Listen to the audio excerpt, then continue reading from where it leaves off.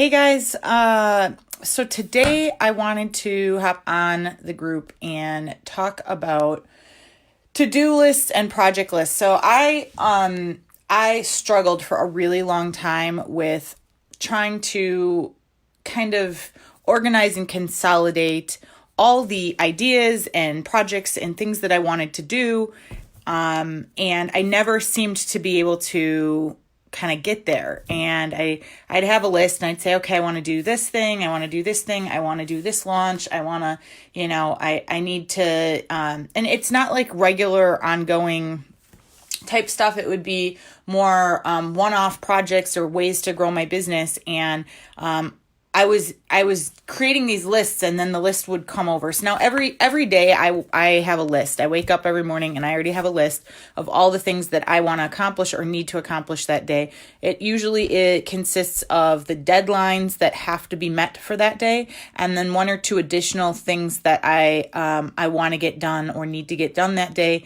If I put everything on my list for the day, it's not realistic. It's not going to get done. I can't put 25 additional things on my lists that is for my business or to grow my business, to do a promotion or something like that. I can't do that every day. So what I ended up doing for a long time is I'd put it on my list as I'd think of it. And then the next day I would just carry it over to the next day's daily list. The problem with that is that there were things that wouldn't end up getting carried over, or then something else would come up as a priority. I'd write it down, and then that one from the day before, that would get lost, and then all of a sudden 2 months later, two months would go by, and I'd say, oh crap, I totally forgot about this one project I wanted to do, or this is a backup of something I wanted to do, and I forgot to do that, and now it's 2 months later and oh crap, like I really should have done that 2 months ago or a month ago. So I started to get this kind of brain overwhelm and anxiety of like, okay, I got to do all these different things. And that is not healthy, nor is it productive for even the things that you need to do on a day-to-day basis. So what I ended up finding to be the most helpful, and it's kind of like, in some ways, it's kind of like writing a letter to yourself and just like getting out all the garbage and then sifting through it. So what I do is I have a pad of Post-its. I like the ones that are a little bit bigger, not the standard, not the standard size. I do have those too, but these I find to be a little bit better, and with lines and stuff too. But I'll use this, and I'll use a permanent marker or a pen. Permanent marker for me tends to work a little bit better because the writing is more bold, and I'll explain why that's important in a minute. But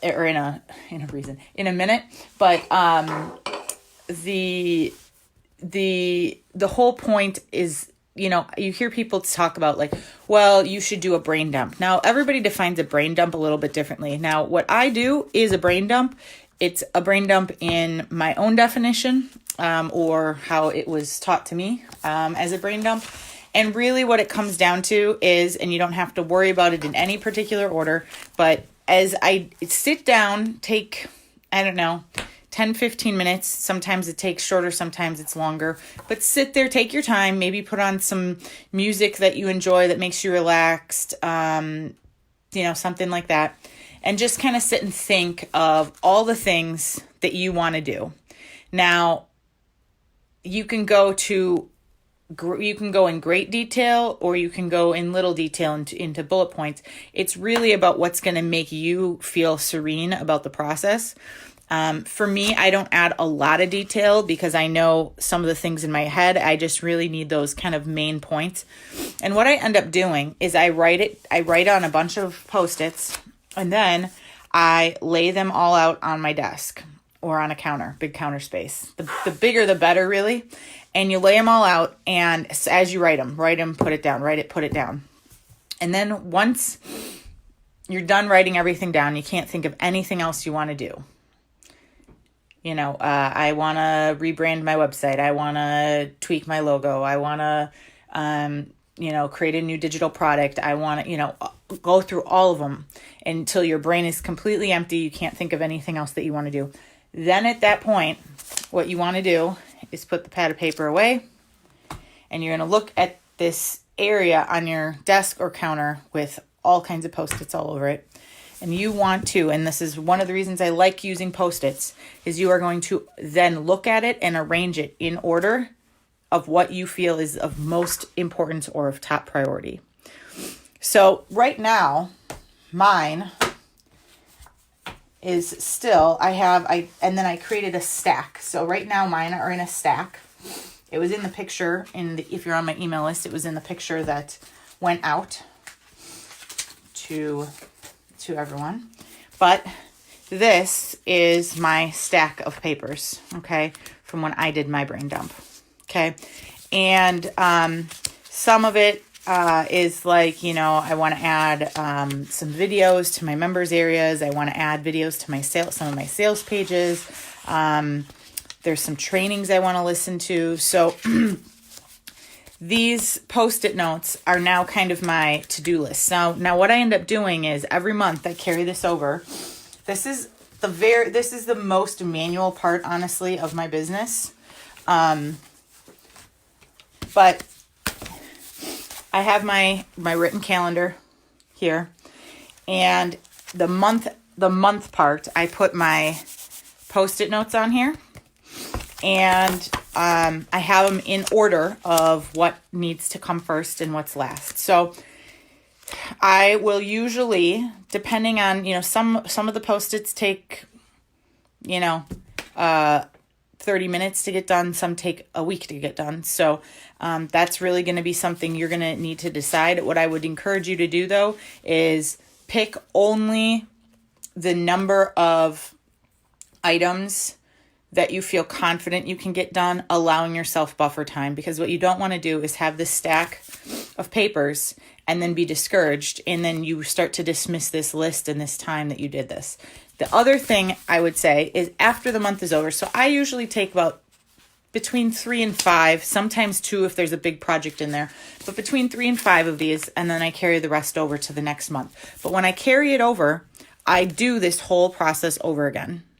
So I use the Post-its, I carry the things over, I reorganize, because sometimes the thing that I thought I was going to do the next month, that thing is not as much of a priority anymore. And so that actually ends up going below some of the new things that I did in my brain dump. Maybe I had a new product idea and the timing was perfect with what was going on in the year, what was going on in the online business community, something like that. So it's always good. It's kind of like reevaluating your business every month. But it helps me to kind of stay on track with some of the projects that I want to do, so that I'm not totally bogged down with, I'm not totally bogged down with the day-to-day, because it's easy to get bogged down with the day-to-day. I got to post social media. I got to do my blog posts. I got to do this. I got to do that. I got to check emails. I got to do, whether you're solo or you have a team like I do, you still get caught up in the minutia. And then you also have clients that you have to take care of. And naturally, you end up putting yourself last. And that's not a way to grow the business. And that's really not doing your clients ultimately a service as well, because really you want to not just provide the client with services, but you want to bring that value add of your additional knowledge and information that you can provide. I don't care if you are providing administrative services or you are a consultant for a Fortune 500 company. It's the same thing no matter what. So try out the Post-its. If you have any questions, you can email me at support@megandixononline.com, and I can kind of guide you through how to do some of this stuff. But Post-its have been my friend. So definitely go online, get some, go to the office supply store, get some. These bigger ones are better. Oh, and I kind of forgot, but using the permanent marker I like, because versus like a ballpoint pen, because when you have them laid all over the counter, it's easier for your eyes to kind of gravitate towards what each thing says versus writing it with a ballpoint pen. It's not quite bold enough. So it ends up, I found, maybe I'm just like getting old or something, but I found that it's quicker for me to look and reorganize all the Post-its using something with a permanent marker versus a ballpoint pen, but that's just a preference. So anyway, I hope you guys have found this helpful today, and we'll see you in the next live stream. Have a good day. Bye.